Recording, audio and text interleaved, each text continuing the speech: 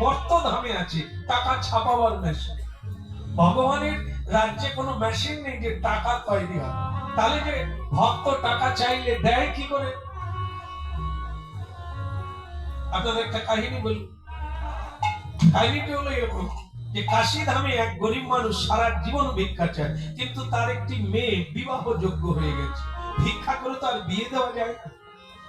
একদিন তিনি ভগবান ভোলানাথকে বলছেন, প্রভু ভিখারি होने के लिए मेरा কোনো দুঃখ নেই, আমি এরকম কাটিয়ে দেবো, কিন্তু মেয়েটাকে বিয়ে দিতে গেলে তো পয়সা লাগে, যদি আপনি একটু কৃপা করেন, এতদিন আপনার মন্দিরেই হরিনাম গাইলেন।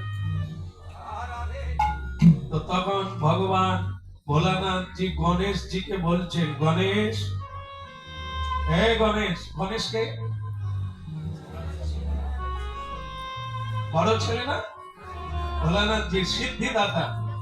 गणेश बोले पिताजी फरमाइए क्या बात? बोले बेटा